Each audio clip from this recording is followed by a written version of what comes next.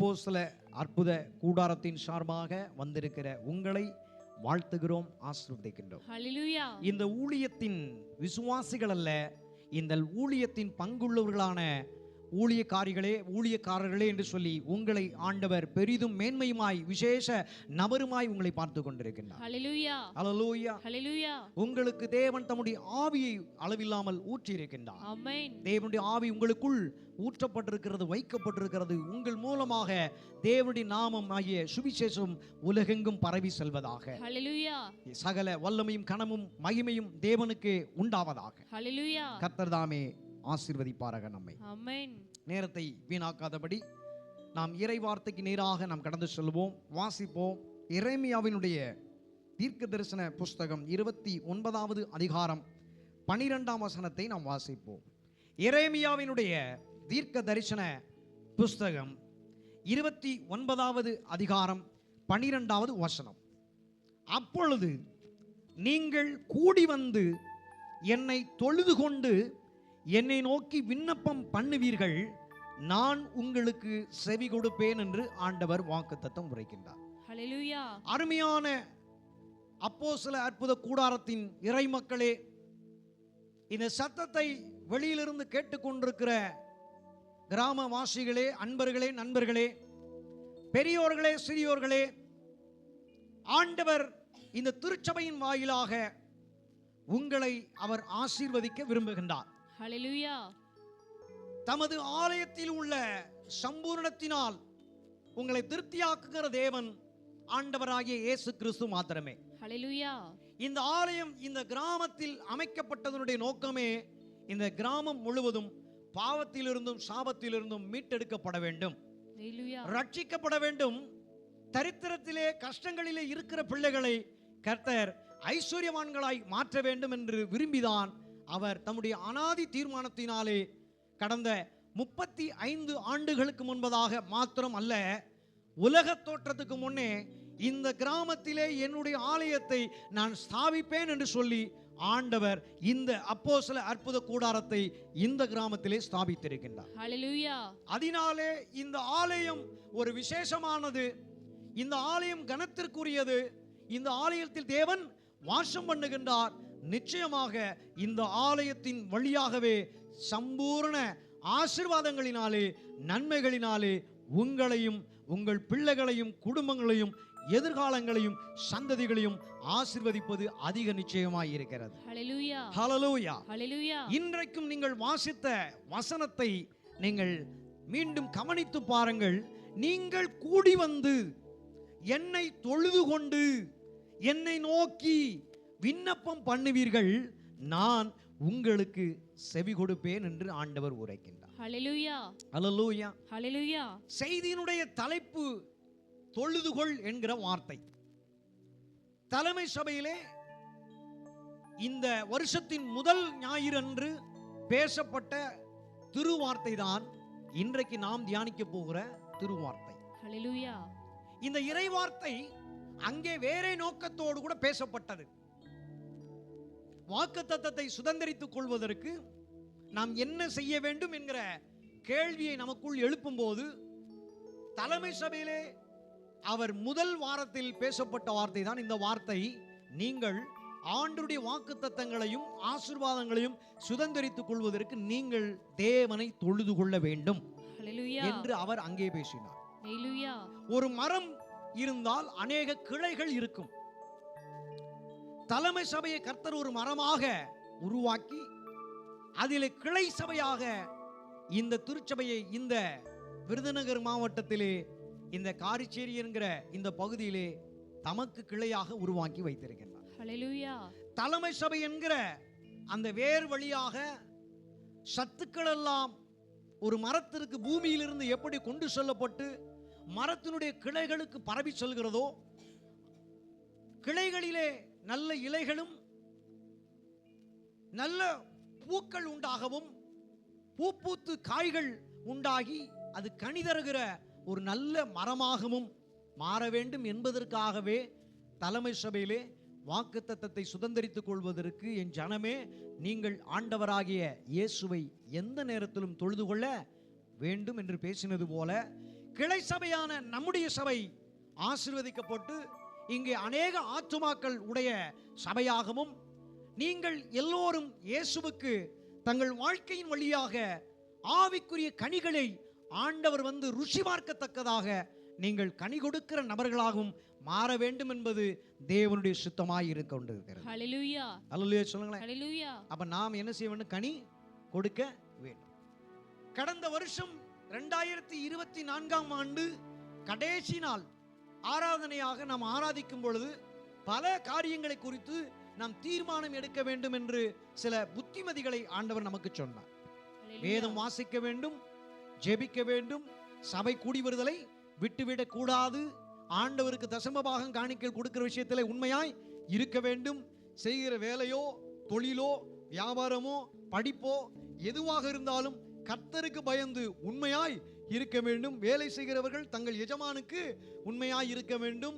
குடும்பத்தில் காணப்படுகிற பிள்ளைகள் குடும்பத்தில் இருக்கிற பெற்றோர்களுக்கு உண்மையாய் இருக்க வேண்டும். பெற்றோர்களும் தங்கள் பிள்ளைகளுக்கு எடுத்த காரியங்களிலே உண்மையாய் நடந்து கொள்ள வேண்டும். படிக்கிற பிள்ளைகள் தங்களுக்கு கற்றுக் கொடுக்கிற குருமார்கள் ஆசிரியர்களுக்கு எல்லா விதத்திலும் உண்மையோடும் கீழ்ப்படிதலோடு கூட காணப்பட வேண்டும். இப்படி ஆண்டவர் சில தீர்மானங்களை நாம் எடுப்பதற்கு உதவி செய்தார். ஹல்லேலூயா. அதிலே இன்றைக்கு நம்மை பழக்குவிப்பதற்கு இந்த வார்த்தையை நம்மத்திலே பேசிக் கொண்டிருக்கின்றார். அருமையான தேவனுடைய பிள்ளைகளே, நீங்கள் கூடி வர வேண்டும்.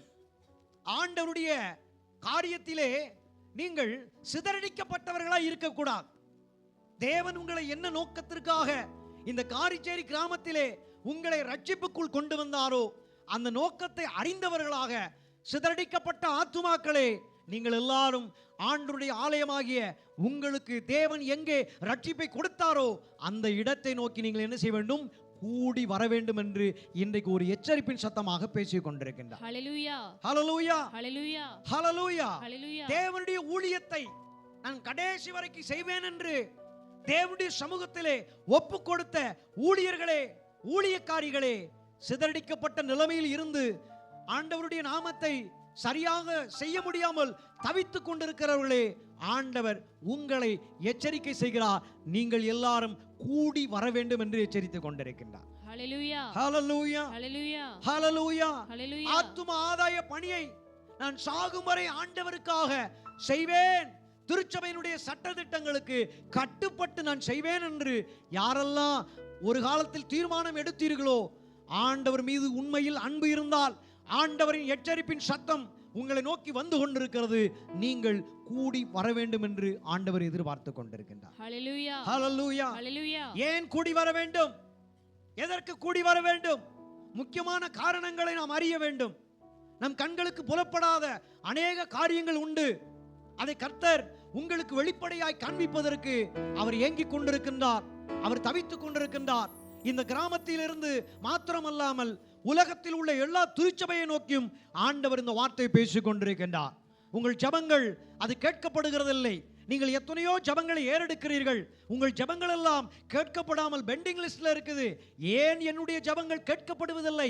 நான் ஜெபிக்கிறேனே, நான் கண்ணீர் சிந்துகிறேனே, எல்லா ஜெப கூட்டங்களும் நான் ஆங்காங்கே ஓடுகிறேனே, என் சொந்த ஊரிலே நான் ஏதோ ஒரு விஷயத்தை செய்யணும், நான் செய்ய தவறிவிட்டேன். அதற்காக ஆண்டவர் உங்கள் கிராமங்களிலே உங்களுக்கென்று நான் கொடுத்திருக்கின்ற பரிசுத்த ஆலயமாகிய உங்கள் சொந்த ஊரில் அமைந்திருக்கின்ற ஆலயத்திலே நீங்கள் எல்லாரும் கூடி வந்து நிற்க வேண்டும் என்று ஆண்டவர் எதிர்பார்த்து கொண்டிருக்கிறார். ஹல்லேலூயா. ஹல்லேலூயா. ஹல்லேலூயா. என் மகளே, என் மகனே, நீ இப்படி ஓடிவிட்டாயே, என்னை மறந்து விட்டாயே, சபைக்கும் சங்கத்துக்கும் உண்மையாய் இருப்பேன் என்று ஞானஸ்தான ஆராதனையிலே நீ ஆண்டவரிடத்திலே உறுதிமொழி எடுத்தாயே, எங்கே போனாய்? உன் உறுதிமொழி எங்கே போனது? உன் தீர்மானங்கள் எங்கே போனது?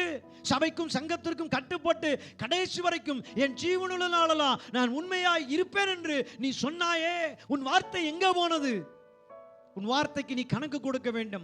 உன் உறுதிமொழிக்கு நீ கணக்கு கொடுக்க வேண்டும். நீ எடுத்த தீர்மானத்துக்கு நீ கணக்கு கொடுக்க வேண்டும். யாரெல்லாம் சொந்த சபையை விட்டு பிரிந்து போய் இருக்கிறார்களோ அவர்களை எல்லாம் ஆண்டவர் இந்த நாளிலே அவர் எதிர்பார்க்கின்றார். நீங்கள் எல்லாரும் கூடி வர வேண்டும் என்று எதிர்பார்த்து கொண்டிருக்கிறார். ஹல்லேலூயா. ஹல்லேலூயா. ஹல்லேலூயா. உன் கண்ணீரை ஆண்டவர் பார்க்கின்றார். உன் கண்ணீருக்கு அவர் கணக்கு வைத்திருக்கின்றார். ஹல்லேலூயா. நீ நல்லவன், நீ நல்லவளாய் இருந்து கொண்டிருந்தாய்.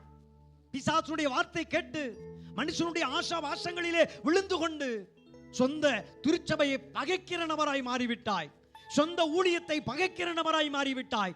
சொந்த ஊழியக்காரனை, ஆண்டவரால் ஏற்படுத்தப்பட்ட ஊழியர்களை பகைக்கிற துரோகிகளாக, எதிரிகளாக நீ மாறிவிட்டாய் என்று இந்த நாளிலே ஆண்டவர் உன்னை பார்த்துதான் பேசிக் கொண்டிருக்கின்றார். ஹல்லேலூயா. நீங்கள் கூடி வர வேண்டும். நீங்கள் ஆண்டுடைய சமூகத்திலே கூடி வர வேண்டும். அப்பொழுது உங்களுக்கு நிச்சயமாக நிறைவான பலனை கர்த்தர் கொடுக்க போகிறார். ஹல்லேலூயா. அவராலே உனக்கு நிறைவான பலன் கிடைப்பதாக ஆமென். என்று ஆண்டவர் உனக்கு கொடுத்த திருச்சபையிலே இந்த வருஷம் வாக்குத்தத்தம் கொடுத்தார். ஹல்லேலூயா. ஹல்லேலூயா. ஹல்லேலூயா. அவர் கண்ணீரை காண்கிற தேவன் மாத்திரமல்ல, அவர் உனக்காக கண்ணீர் வடித்துக் கொண்டிருக்கிற தேவன். ஹல்லேலூயா. அந்த ஆதாம், அவன் ஏவாள் 2 பேரும் பாவம் செய்த பொழுது அவர்கள் தேவன் சொன்ன கட்டளைகளை மீறும் போது மனிதனை ஏன் படைத்தேன் என்று மனஸ்தாபப்பட்டார் என்று வேதம் சொல்லிக் கொண்டிருக்கிறார். ஹல்லேலூயா. ஆண்டுடைய சமூகத்தில் உன்னை நான் நாட்டினேன். நீ ஒரு விருட்சம் போல் இருக்க வேண்டும். நீ பனையை போல செழிக்க வேண்டும்.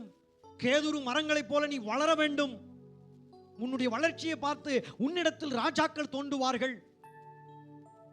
நீ பலமானாய் இருக்க வேண்டும். எதிரிகளை ஓட ஓட துரத்த வேண்டும். உனக்காக அபிஷேகம் கொடுத்தேனே, உனக்காக வரங்களை கொடுத்தேனே, எல்லாவற்றையும் நான் உனக்காக உன்னோடு இருந்து யுத்தத்தை மேற்கொண்டேனே, அநேக வாக்கு தத்தங்களை கொடுத்தேனே. ஏன் கொடுத்தேன்? நீ இறுதி வரை நான் காண்பிக்கிற இடத்தில் தான் நீ இருக்க வேண்டும்.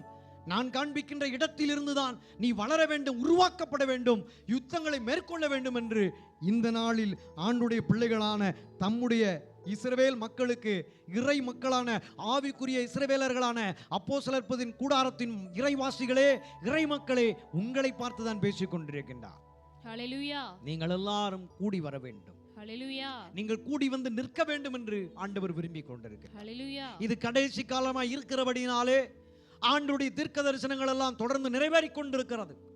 தேசத்திற்கு தேசம் யுத்தங்கள் வருகிறது. கொள்ளை நோய்கள் வந்து கொண்டிருக்கிறது. மனுஷனுக்கு மனுஷன் விரோதமான காரியங்கள் வந்து கொண்டிருக்கிறது. திருச்சபைகளுக்குள்ளே பிசாசானவன் புகுந்து கொண்டு பலவிதமாய் ஆட்டி படைத்துக் கொண்டிருக்கிறான். போதகர்கள், ஊழியக்காரர்கள் தங்களை ரெவரண்ட் என்றும், பிஷப் என்றும், டாக்டர்கள் என்றும், ஆர்ச் பிஷப் என்றும் அழைத்துக் கொண்டு பெருமையிலே விழுந்து விட்டார்கள். இவைகளிலிருந்து நீ தப்பிக்க வேண்டும். கள்ள போதகனாகவும், கள்ள தீர்க்கதரிசியாகவும், கள்ள விசுவாசிகளாக அப்பாவி இறை மக்களான விசுவாசிகளை தவறான வழிகளிலே நடத்தி கொண்டிருக்கிறார்கள். பணங்கள் மேல் பணங்களை சுரண்டி கொண்டிருக்கிறார்கள். ரிலிஜியஸ் எக்ஸ்ப்ளாய்டேஷன் என்று சொல்லப்படுகிற மத சுரண்டலுக்குள்ளே ஊழியர்களும் ஊழியக்காரர்களும் தள்ளப்பட்டு கொண்டிருக்கிறார்கள். ஆண்டவர் பணத்தை எதிர்பார்க்கவில்லை. ஆண்டவர் பொருளை எதிர்பார்க்கவில்லை. ஆண்டவர் ஒரு துளி சந்தேகமில்லாத நம்பிக்கை உறுதியிலே காணப்பட வேண்டும் என்று விசுவாசிகளை பார்த்து எதிர்பார்த்து கொண்டிருக்கிறார். ஹல்லேலூயா. சரியான சத்தியங்களை சொல்ல வேண்டும். சரியான சத்தியத்தில் பிள்ளைகள் நடக்க வேண்டும் என்று அவர் விரும்பிக் கொண்டிருக்கின்றார். அதற்காகத்தான் அப்போஸ்தல அற்புத கூடாரத்தின் சார்பாக இங்கே கூடி வந்திருக்கின்ற உங்களுக்கு இந்த இறை வார்த்தையை பேசிக் கொண்டிருக்கிறார். நீங்கள் எல்லாரும் கூடி வந்து இருக்க வேண்டும் என்று விரும்புகின்றார். ஹல்லேலூயா. ஒரு நபர் கூட விட்டு போயிடக்கூடாது. உள்ளே வந்த பிறகு எல்லாரும் ஒண்ணுதான். நமக்குள்ளே ஏற்றத்தாழ்வு இருக்கக்கூடாது. உயர்ந்தவன் தாழ்ந்தவன் இருக்கக்கூடாது. ஏழை பணக்காரன் என்று இருக்கக்கூடாது. ஆண் பெண் என்கிற வித்தியாசம் இருக்கக்கூடாது. இந்த ஜாதி அந்த ஜாதி என்று வித்தியாசம் இருக்கக்கூடாது. நாம் எல்லோரும் கிறிஸ்துக்குள் சமமாய் இருக்கிறோம் என்கிற நினைவோடு கூட ஒற்றுமை, அன்பு நமக்குள்ளே காணப்பட வேண்டும். ஹல்லேலூயா. ஹல்லேலூயா. ஹல்லேலூயா. அதைத்தான் ஆண்டவர் இந்த வருஷத்திலே நாம் வாக்குத்தத்தங்களை சுதந்திரிப்பதற்கு தேவன் தருகிற ஒரு அருமையான ஆலோசனையாய் இருந்து கொண்டிருக்கிறார். ஹல்லேலூயா. ஹல்லேலூயா. ஹல்லேலூயா. நீங்கள் கூடி வருகிறது எதற்காக என்று கேள்வி எழுப்பும் போது அந்த வார்த்தை நம்மிடத்தில் மீண்டும் பேசுகிறது. என்னை தொழுது கொள்ளத்தான் ஆண்டவர் அழைத்துக் கொண்டிருக்கிறார். ஹல்லேலூயா. ஆண்டவராகிய அவரை நாம் தொழுது கொள்ள வேண்டும் என்று ஆண்டவர் விரும்புகின்றார். அவரைத்தான் நாம் ஆராதிக்க வேண்டும். அவருடைய வார்த்தை கேட்டுத்தான் நாம் நடக்க வேண்டும். இதைத்தான் ஆண்டவர் எதிர்பார்த்து கொண்டிருக்கின்றார். ஆண்டவர் உண்மையாய் தொழுது கொள்கிற கூட்டத்தை அவர் தேடிக்கொண்டிருக்கின்றார். காரணம், ஆண்டவர் எதிர்பார்க்கிற ஆராதனை உலகத்திலே இல்லை. ஆண்டவர் எதிர்பார்த்து கொண்டிருக்கிற ஆராதனைகள் சபையிலிருந்து எடுத்து போடப்பட்டது. 20 வருடங்களுக்கு முன்பதாக இருந்த ஆராதனைகளை இன்று நாம் பார்க்க முடியாது. ஆண்டவருடைய விஷயத்திலே அவர் ஆவிக்குரியவர்களாக, தேவ ஆவியினாலே நிரப்பப்பட்டவர்களாக அவர்கள் தேவன் கொடுத்திருக்கிற வரங்களிலும் அபிஷேகத்திலும் நிரம்பி ஆராதனைகளை செய்து கொண்டிருந்தார்கள். தேவனுடைய பிரசன்னமும் வானத்திலிருந்து அளவில்லாமல் சபை மக்களாகிய இறை மக்கள் மீது ஊற்றப்பட்டு கொண்டுதான் இருந்தது. ஆனால் இன்றைக்கு நாம் திரும்பி பார்த்தால் சபை சீரழிக்கப்பட்டது, சீர்கேடுக்கு நேராக தள்ளப்பட்டது. அன்றைக்கு ஆராதனைக்கு உள்ளே வந்து நீங்கள் பார்த்தால் அவ்வளவு மகிழ்ச்சியாக காணப்படும். பாட்டு பாடும் பொழுதும் சரி, ஆராதிக்கும் பொழுதும் சரி, ஒன்று போல கைதட்டுவார்கள், ஒன்று போல பாடுவார்கள், ஒன்று போல கருத்துக்களை புரிந்து கொள்வார்கள், ஒன்று போல என்ன செய்வாங்க, தேவ நாமத்தை மகிமைப்படுத்தி கொண்டு வருவார்கள்.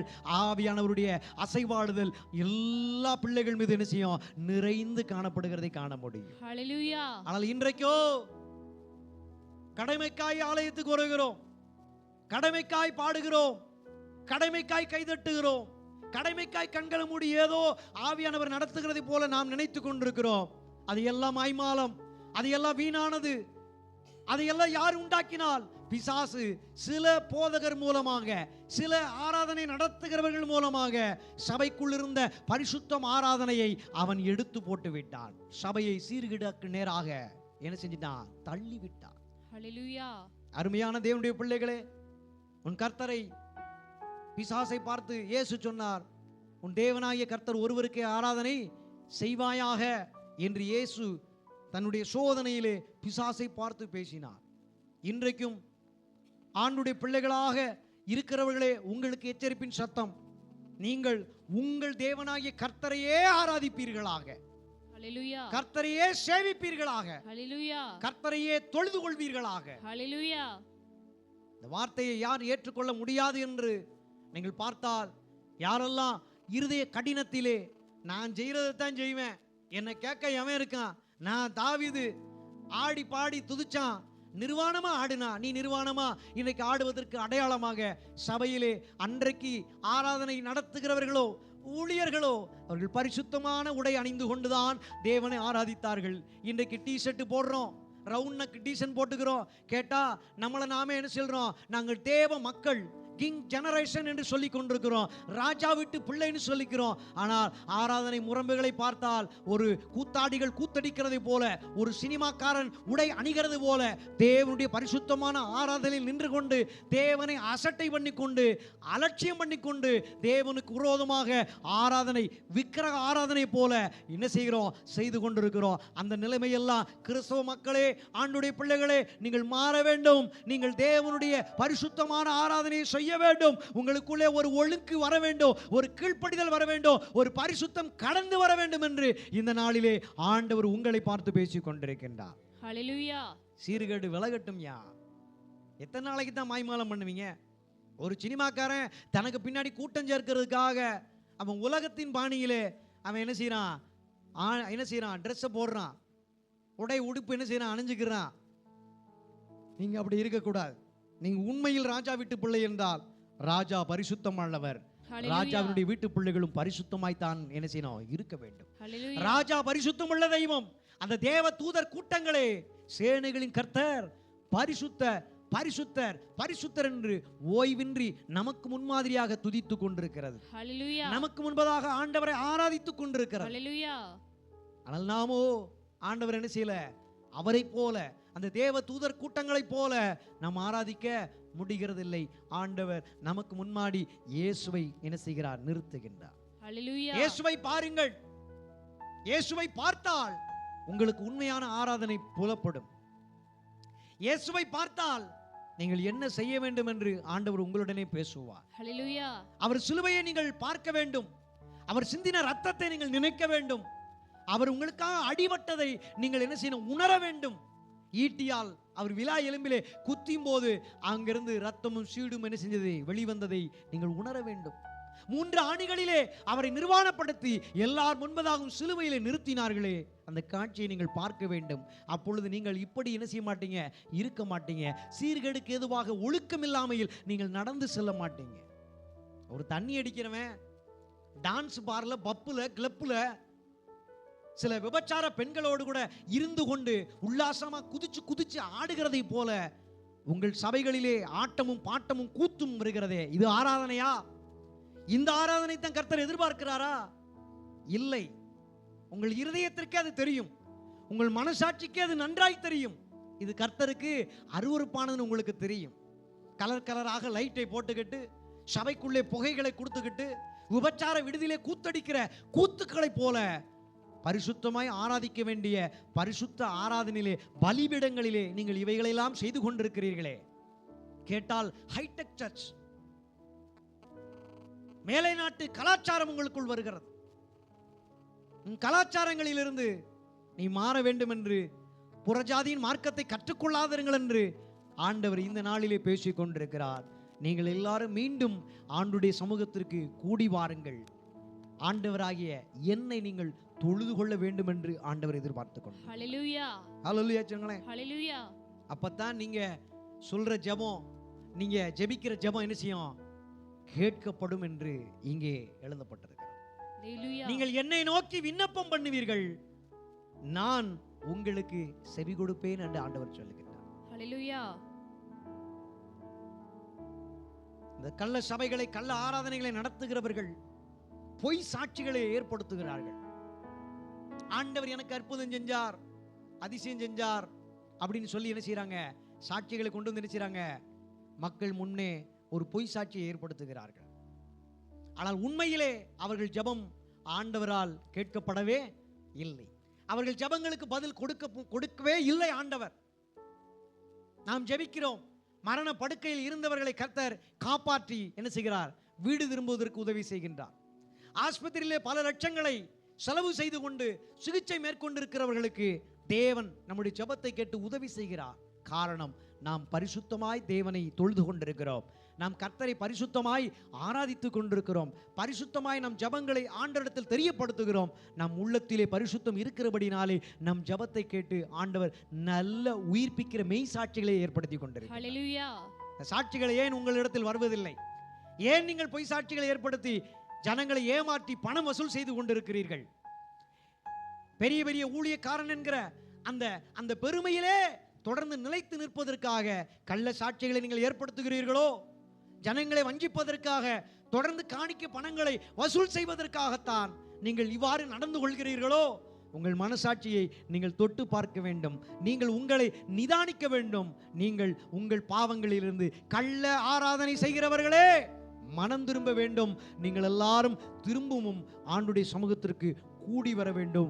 உண்மையாய் கர்த்தரை ஆராதிக்க வேண்டும். அப்பொழுது உங்கள் ஜெபங்களை கர்த்தர் கேட்டு பதில் தருவார். ஹல்லேலூயா. ஹல்லேலூயா சொல்லுங்க. ஹல்லேலூயா. ஹல்லேலூயா சொல்லுங்க. ஹல்லேலூயா.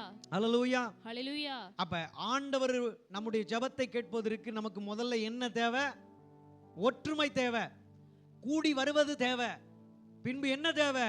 கர்த்தரை தொழுது கொள்வது ரொம்ப தேவை. ஹல்லேலூயா. இந்த மூன்று காரியம் இல்லாமல் நாம் கிறிஸ்தவ ஜீவியத்திலே வெற்றி பெறுவது சாத்தியமே இல்லை, கிடையாது. ஹல்லேலூயா சொல்லுங்க. ஹல்லேலூயா. சரி, அப்ப வேதத்திலே நாம் கடந்து போய் பார்க்கும் பொழுது ஆதியாகமம் 4வது அதிகாரம் 26வது வசனத்தை வாசிப்போம். முதலிலே யார் ஆண்டவரை உண்மையாய் தொழுது கொண்டார்கள், யார் கர்த்தரை உண்மையாய் ஆராதனை செய்தார்கள் என்று நாம் வாசிக்கும் பொழுது, சேத்துக்கும் ஒரு குமாரன் பிறந்தான், அவனுக்கு ஏனோஸ் என்று பெயரிட்டான். அப்பொழுது மனுஷர் கர்த்தருடைய நாமத்தை தொழுது கொள்ள ஆரம்பித்தார்கள் என்று எழுதப்பட்டிருக்கிறது. ஹல்லேலூயா. ஹல்லேலூயா. ஹல்லேலூயா. ஹல்லேலூயா. ஹல்லேலூயா. உலகத்திலே ஆண்டவர் மண்ணை எடுத்து பிசைந்து தமது சாயலின்படியும் தமது ரூபத்தின்படியும் மனிதனை உண்டாக்குவோமாக என்று சொல்லி மனிதனை ஆணும் பெண்ணுமாக ஆதாம் ஏவாளாக படைத்தார். ஹல்லேலூயா. இந்த ஆதாம் ஏவாள் என்கிற இந்த குடும்பத்தை சந்தோஷம் என்கிற ஏதேன் தோட்டத்திலே, தேவ பிரசன்னம் நிறைந்திருக்கின்ற தோட்டத்திலே கொண்டு வந்து நிறுத்தினார். அந்த தோட்டத்தை பண்படுத்தவும் பராமரிக்கவும் அங்கே இருக்கிற காரியங்களை ஆளுகை செய்யவும் தேவன் அவர்களை அங்கே வைத்து அழகு பார்த்தார். ஹல்லேலூயா. ஆனால் அவர்களோ தேவனுடைய வார்த்தை மீறி, கட்டளைகளை மீறி அவர்கள் பாவம் செய்தபடியினாலே அவர்கள் ஆண்டவருக்கு விரோதமாய் என்ன செஞ்சிட்டாங்க? பிரிவினை உள்ளவர்களாய் காணப்பட்டார்கள். ஹல்லேலூயா. சரீரங்களிலே மரணம் வருவதற்கு ஏதுவாக காணப்பட்டார்கள். ஹல்லேலூயா. தேவனுடைய மகிமையை இழந்து போனவர்களாய் காணப்பட்டார்கள். அப்பொழுது அவர்களுக்கு ஆராதனை, தொழுது கொள்ளுதல், பலி செலுத்துதல் ரொம்ப ரொம்ப முக்கியப்பட்டது. ஹல்லேலூயா. அப்ப அவர்கள் பலி செலுத்துகிறார்கள். அவருடைய குமாரர்கள் யாரு? காயின், ஆபேல் என்கிற குமாரர்கள் அவர்களும் ஆண்டவருக்கு பலி செலுத்த துவங்குகிறார்கள். இப்படியே ஜனக்கூட்டம் என்ன செய்கிறது, பெருகி வருகிறது. அப்பொழுது சேத்துக்கும் ஒரு குமாரன் பிறந்தான், அவனுக்கு ஏனோஸ் என்று பெயரிட்டார்கள். அந்த ஏனோஸ் எப்பொழுது பூமியிலே பிறந்தானோ அப்பொழுது மனிதர்கள் ஆண்டவரை தொழுது கொள்ள ஆரம்பித்தார்கள் என்று எழுதப்பட்டிருக்கிறது. ஹல்லேலூயா. அப்ப ஆராதனைங்கிறது இன்னைக்கு நேரத்து கிடையாதுங்க. அது சேத்து அவனுடைய குமாரன் ஏனோஸ் என்றைக்கு பிறந்தானோ அன்னைக்கே கர்த்தருடைய ஆராதனை தொடங்கி இருக்கிறது. ஹல்லேலூயா. மனுஷரெல்லாம் சேர்ந்து என்ன பண்ணாங்க, ஆண்டவரை தொழுது கொள்ள ஆரம்பித்தார்கள். ஒரு மனிதன் தனிப்பட்டு ஆண்டவரை ஆராதிக்கல, அப்படி போடல. மனுஷர் இந்த உலகத்திலே கர்த்தருடைய நாமத்தை தொழுது கொள்ள ஆரம்பித்தார்கள் என்று பன்மையிலே எழுதப்பட்டிருக்கிறது. ஹல்லேலூயா. அல்லேலூயா சொல்லுங்களேன். ஹல்லேலூயா. அப்ப இன்னைக்கு நேத்து நம்ம ஆராதனை முறைமையை கொண்டு வரல. ஆண்டவர் அவர் பரலோகத்தின் மாதிரியை அன்றைக்கு மோசைக்கு மாத்திரம் கற்றுக் கொடுக்கல. அது தானாகவே ஆண்டுடைய சாயலின் நாம் படைக்கப்பட்டபடியினாலே, அவருடைய ரூபத்திலே படைக்கப்பட்டபடியினாலே அது டிஃபால்ட்டாகவே நம்முடைய மனசுக்குள்ள என்ன செய்கிறது, ஆண்டவரை தொழுது கொள்ளணும், சேவிக்கணுங்கிற சுபாவம் இருக்கிறது. அல்லேலூயா. ஹல்லேலூயா. ஏதோ ஆராதிக்கணும் புதுசா ஆண்டவர் வந்து கற்றுக் கொடுக்கல. நம்முடைய சுபாவமே ஆண்டவர் ஆராதிக்கிறதா. ஹல்லேலூயா. நாம் படைக்கப்பட்ட நோக்கமே ஆண்டவரை ஆராதிக்கிறதுக்கு தான், அவரை ஹல்லேலூயா. தொழுது கொள்றதுக்கு தான் நாம் என்ன செஞ்சிருக்கோம், இந்த உலகத்துல இருக்கிறோம் அப்படிங்கிறத இன்னைக்கு நாம புரிந்து கொள்ள வேண்டும். ஹல்லேலூயா. அல்லேலூயா. ஹல்லேலூயா. அல்லேலூயா. ஹல்லேலூயா. அவன் நாம் யார், கர்த்தர் யார் என்கிற கேள்வி உண்டாகிறது. உபாகம புஸ்தகம் 4வது அதிகாரம் 7ஆம் வசனத்தை நாம் வாசிக்கும் பொழுது, உபாகம புஸ்தகம் 4ஆம் அதிகாரம் 7ஆம் வசனத்தை நாம் வாசிக்கும் பொழுது, நம்முடைய தேவனாகிய கர்த்தரை நாம் தொழுது கொள்ளுகிற போதெல்லாம் அவர் நமக்கு சமீபமாய் இருக்கிறதை போல தேவனை இவ்வளவு சமீபமாய் பெற்றிருக்கிற வேறே பெரிய ஜாதி எது என்று கேள்வி எழுப்பப்பட்டிருக்கிறது. ஹல்லேலூயா. நாம யாரு, தேவனை சமீபமாய் பெற்றிருக்கிற ஒரு மிகப்பெரிய ஜன கூட்டம் என்று அர்த்தம் கொள்ளப்படுகிறது. ஹல்லேலூயா. ஜாதி அப்படின்னு சொல்லிட்டு நாடார், செட்டியார், கோனார், தேவர், பல்லர், பரியர் அப்படிங்கிற அர்த்தத்தில் அல்ல. ஜாதி என்றால் ஜனம் என்று அர்த்தம். ஹல்லேலூயா. ஜாதி என்றால் ஜன கூட்டம் என்று அர்த்தம். ஹல்லேலூயா. அதனால தப்பான அர்த்தத்தை என்ன செஞ்சிட கூடாது, கொடுத்து விட கூடாது.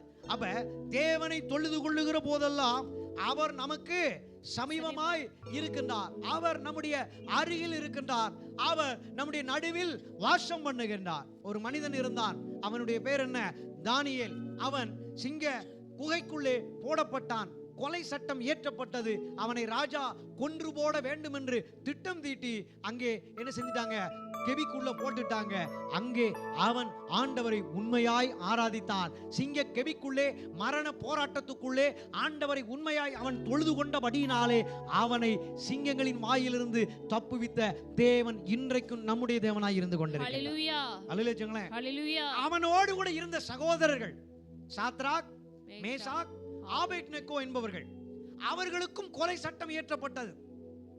நீ என்னதான் நீ ஆராதிக்கணும், என்னதான் நீ தொழுது கொள்ளணும், என்னை நீ வணங்கணும்னு அந்த தேசத்தினுடைய ராஜா எதிர்பார்க்கும் பொழுது இந்த சகோதரர்கள் ஆண்டவரை யார் என்று அறிந்ததினாலே, தான் யார் என்று உணர்ந்ததினாலே, நாங்கள் மனிதர்களை ஆராதிப்பவர்கள் அல்ல, நாங்கள் உலகத்தில் இருக்கிற வேறே தேவர்களை ஆராதிப்பவர்கள் அல்ல, அதற்காக நாங்கள் படைக்கப்படவில்லை, நாங்கள் உண்மையான தேவனாகிய கர்த்தரையே ஆராதிக்கும்படி உலகத்தில் நாங்கள் இருக்கிறோம் என்று சொல்லி அவர்கள் மனிதனை பணிந்து கொள்ளாமல், உலகத்தில் இருக்கிற தேவர்களை பணிந்து கொள்ளாமல் கர்த்தருக்காய் அவர்கள் வைராக்கியம் பாராட்டினார்கள். அந்த வைராக்கியத்தை கர்த்தர் பார்த்து அக்கினி சுள்ளைக்குள்ளே போடப்பட்டிருக்கிற அவர்கள் தங்கள் கரங்களை பிடித்துக் கொண்டு ஆண்டவரை அக்கினி சுள்ளைக்குள்ளே இயேசுவே ஸ்தோத்திரம் ஸ்தோத்திரம் ஸ்தோத்திரம் ஆண்டவரே என்று சொல்லி அவர்கள் மகிமைப்படுத்தும் பொழுது அக்கினி சுள்ளைக்குள்ளே 4வது நபராக ஆண்டவர் அவர்களோடு கூட இருந்து அந்த மூவரையும் தப்புவித்தார். ஹல்லேலூயா. ஒரு புகை அணுகல, ஒரு முடி என்ன செய்யல கருகல, அக்கினினால தோல் என்ன செய்யல வெந்து போகல. நாம் ஒரு சின்ன நெருப்பை தொட்டோம்னா சுரீர்னு நினைச்சோம், சுட்டு பொசிக்கிறோம். ஆனால் அவர்களோடு கூட கர்த்தர் இருந்தபடியினாலே, அவர்களும் கர்த்தரையே தொழுது கொண்டு ஆராதித்ததினாலே அந்த வைராக்கியத்தை கர்த்தர் பார்த்து அவர்களோடு இருந்து அவர்களை ஆசீர்வதித்தார். ஹல்லேலூயா. ஜீவனை காப்பாற்றினார். ஹல்லேலூயா. அதைத்தான் இங்கே நாம் வாசிக்கின்றோம். நம்முடைய தேவனாகிய கர்த்தரை நாம் தொழுது கொள்ளுகிற போதெல்லாம் அவர் நமக்கு சமீபமாய் வருகின்றார். தேவனை இவ்வளவு சமீபமாய் பெற்றிருக்கிற வேற ஜனக்கூட்டத்தை நீங்கள் காண முடியுமோ? ஹalleluya. உலகத்திலே இன்றைக்கு 800 கோடி மக்களுக்கு மேலாக இருந்து கொண்டிருக்கிறார்கள். இயேசுவை சொந்த தெய்வமாக பெற்றுக்கொண்டவர்கள் தான் உலகத்திலே அதிக மக்களாய் இருந்து கொண்டிருக்கிறார்கள். ஹalleluya. கிறிஸ்தவங்கன்னா சும்மா கிடையாதுங்க. ஆண்டவர் பிள்ளைனா சும்மா கிடையாதுங்க. இந்த பரிசுத்த வேதாகமும் இன்றைக்கும் அழியாமல் இருக்கிறது. இந்த வானமும் இந்த பூமியும் அழிந்து போனாலும் இந்த வார்த்தை ஒன்றும் என்ன செய்யாது, அழிந்து போகவே போகாது. முடிந்தால் முயற்சி செய்து பாருங்கள். உங்களுக்கு முன்னே எத்தனையோ பேர் இந்த சத்திய வேதத்தை அழித்து விடும் என்று முயற்சி செய்து தோற்று போனார்கள். அவர்களும் கடைசியிலே மரண தருவாயிலே இந்த சத்திய வேதத்தை படித்து இயேசுதான் தெய்வம் என்று சாட்சி கொடுத்து செத்து போயிருக்கிறாங்க. ஹalleluya. ஹalleluya. ஹalleluya. அதனால நீங்க இன்னைக்கு ஒண்ணு புரிஞ்சுக்கணும். ஆண்டவரை உண்மையாய் ஆராதித்தால், ஆண்டவரை உண்மையாய் தொழுது கொண்டால், ஆண்டவர் உங்களுக்கு தெய்வமாக வந்து விடுகிறார். ஹalleluya. ஹalleluya சொல்லுங்களேன். ஹalleluya. ஆண்டவர் உங்களுக்காக இறங்கி வந்துறார். ஹalleluya. அவர் தெய்வம் என்று உங்கள் மூலமாக பிறனுக்கு சாட்சியாக இருக்கின்றார். ஹalleluya. இந்த ஜனம் இது உண்மையான தேவனுடைய ஜனம். இந்த ஜனம் இது உண்மையான தெய்வத்தினுடைய ஜனம். இந்த மக்கள் உண்மையிலே இறை மக்கள். இவர்கள்தான் கடவுளுடைய பிள்ளைகள் என்று பெயர் சொல்லுகிற அளவுக்கு நீங்கள் உண்மையாய் ஆண்டவரை தொழுது கொண்டால், ஆண்டவர் உங்களுக்கு சமீபமாய் வந்து அவர் இன்னார் என்று தன்னை நிரூபிப்பார். ஹalleluya. ஹalleluya சொல்லுங்க. ஹalleluya. ஹalleluya. ஹalleluya. ஹalleluya. ஹalleluya. அப்ப நாம யாரு? நாம தான் ஆண்டவரை பெற்ற மிகப்பெரிய ஒரு ஜனக்கூட்டம். ஹalleluya. உண்மையிலே தெய்வத்தை நாம் பெற்றுக்கொண்ட உண்மையான ஒரு பெரிய கூட்டமாய் இந்த உலகத்திலே நம்மை வைத்திருக்கின்றார். ஹalleluya. ஹalleluya சொல்லுங்களேன். ஹalleluya. எப்படி தொழுது கொள்ள வேண்டும்? சங்கீத புஸ்தகம் 116 13 14 17 18 19 வாக்கியங்களை நாம் வாசிக்கும் போது அங்கே ஒரு மனிதன் ஆண்டவரை தொழுது கொள்ளுதலை குறித்து ஒரு சாட்சி சொல்லுகிறார். ரட்சிப்பின் பாத்திரத்தை எடுத்துக்கொண்டு கர்த்தருடைய நாமத்தை தொழுது கொள்வேன். நான் கர்த்தருக்கு செய்த பொருத்தனைகளை அவருடைய ஜனங்கள் எல்லாருக்கும் முன்பதாக நான் செலுத்துவேன். 17ஆம் வசனம், நான் உமக்கு ஸ்தோத்திர பலியை செலுத்தி கர்த்தருடைய நாமத்தை தொழுது கொள்வேன். 18ஆம் வசனம், நான் கர்த்தர் செய்த பொருத்தனைகளை அவருடைய ஜனங்கள் எல்லாருக்கும் முன்பதாகவும் கர்த்தருடைய ஆலயத்தின் பிரகாரங்களிலும் எருசலேமே உன் நடுவிலும் நிறைவேற்றுவேன். அல்லேலூயா என்று சொல்லி அங்கே வேதத்தில் ஒரு சாட்சியாக காணப்படுகிறது. ஹalleluya. அல்லேலூயா. ஹalleluya. கர்த்தருடைய மனிதன், கர்த்தரால் ஏற்படுத்தப்பட்டவன், கர்த்தரால் அபிஷேகம் பண்ணப்பட்டவன், கர்த்தர் தனக்கு சொந்த இரட்சகராக இருக்கிறார். அவர் என்னுடைய மேய்ப்பர்.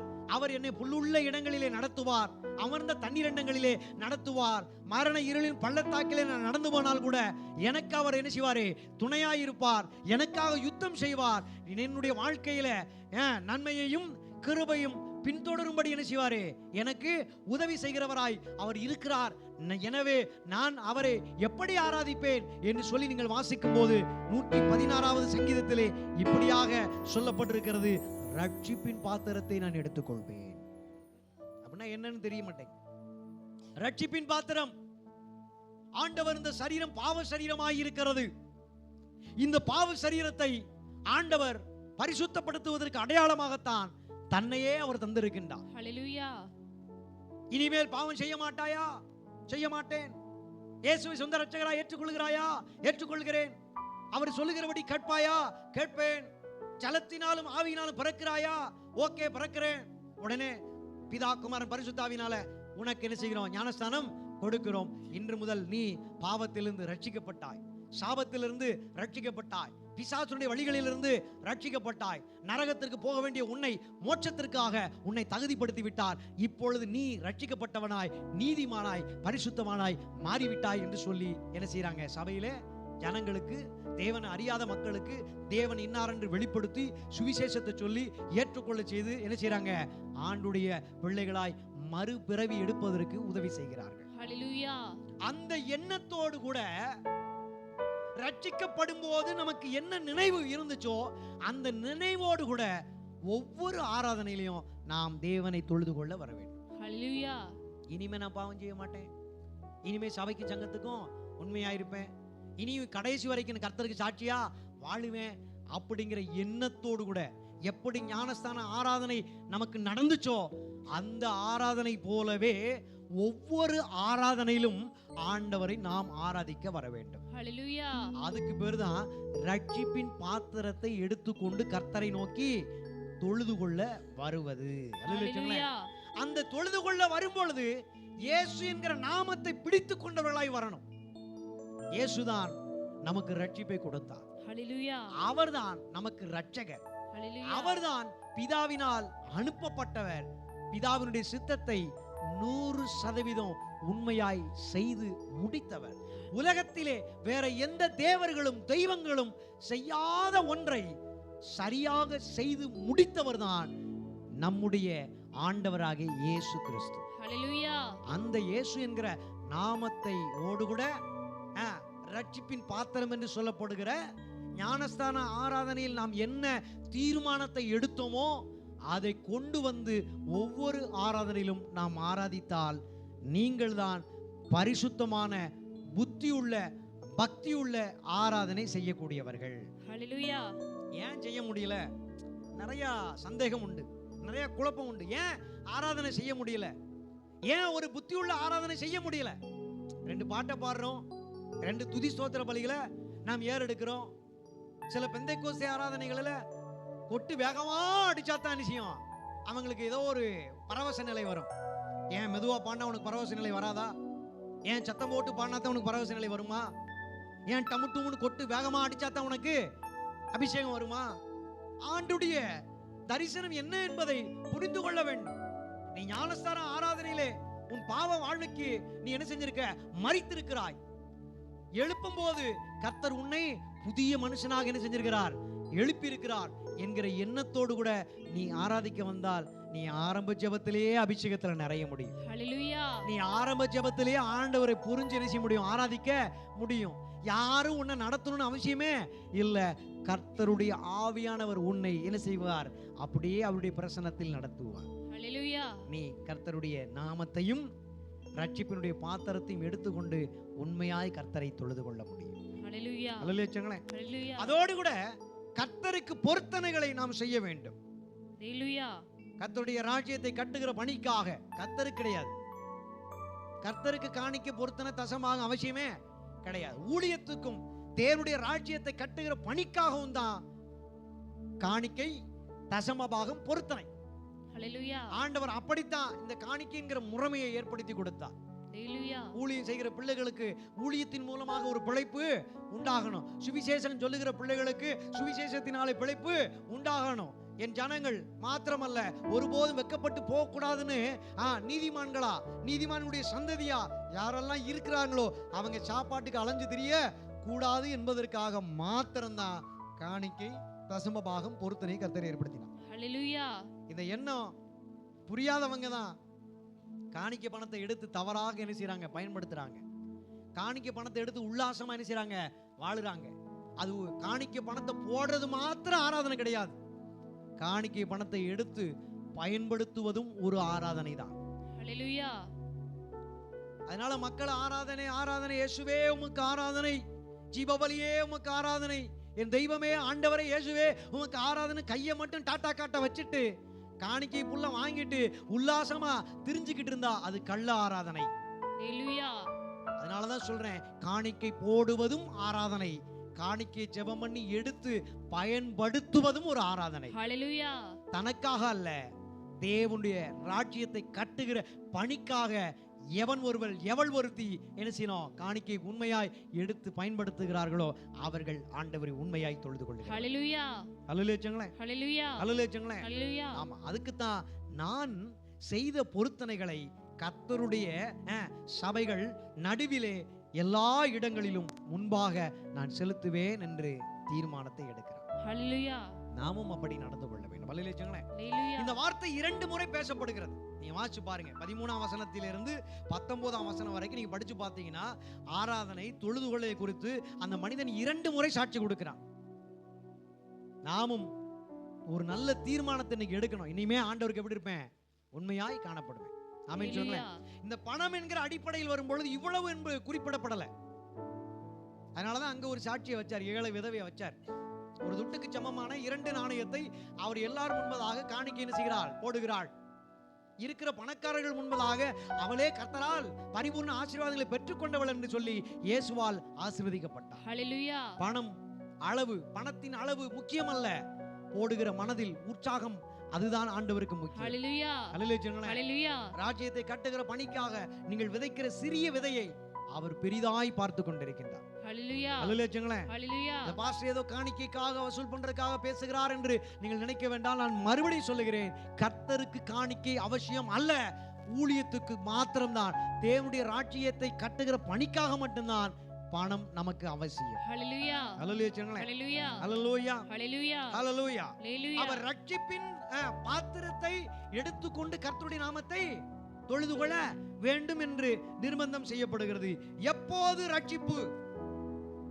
நாம் ஏற்கனவே ரட்சிக்கப்பட்டாச்சுல, மறுபடியும் எதுக்கு தொடர்ந்து ஆண்டவர் சொல்லுகிறத கேட்டுக்கிட்டே போகணும் அப்படின்னு நீங்க நினைச்சா இன்னும் ரட்சிப்பு முடியல. ரட்சிப்புக்கு 3 நிலைப்பாடு உண்டு. நான் நேற்று ரட்சிக்கப்பட்டேன், கடந்த காலத்தில் நான் செய்த பாவங்களை எல்லாம் இயேசு இந்த உலகத்திலே 2000 வருஷத்துக்கு முன்பாக வந்து தன்னையே ஜீவபலியாக கொடுத்து நம்மை அவர் ரட்சித்திருக்கின்றார். பெற்றுக்கொண்ட ரட்சிப்பிலே பரிசுத்த ஆவியானவர் துணையோடு கூட இன்றைக்கு நான் இதை நினைவு கூர்ந்து தொடர்ந்து ஆண்டவரை தொழுது கொண்டு அவருடைய வார்த்தையை பெற்றுக்கொண்டு ஜெபித்து வேதம் வாசித்து ஆராய்ச்சி செய்து நான் ஊழியம் செய்து நான் ஓடுவேனானால் நான் ரட்சிக்கப்பட்டு கொண்டே இருக்கிறேன், சுத்திகரிக்கப்பட்டு கொண்டே இருக்கிறேன். கர்த்தருடைய நாமத்தை நான் தொழுது கொள்ளும் போதெல்லாம் நான் இழந்து போன மகிமையை நான் மீண்டும் பெற்றுக்கொண்டே இருக்கிறேன். எல்லாரும் பாவம் செஞ்சு ஏகமாய் கெட்டு போனார்கள், தேவனுடைய மகிமை அற்றவர்கள் ஆனார்கள். அவர் ரட்சிக்கப்பட்ட பிற்பாடு நான் தேவனுடைய மகிமையை பெற்றுக்கொண்டேன். தேவனுடைய மகிமையிலே நான் வளர்ந்து கொண்டிருக்கிறேன். ஆமென். அப்போஸ்தல நடவடிக்கைகள் புஸ்தகம் 2ஆம் அதிகாரம் 21ஆம் வசனத்தை வாசியுங்கள். அப்பொழுது கர்த்தருடைய நாமத்தை தொழுது கொள்ளுகிறவன் எவனோ அவன் ரட்சிக்கப்படுவான் என்று எழுதப்பட்டிருக்கிறது. ஆமென்.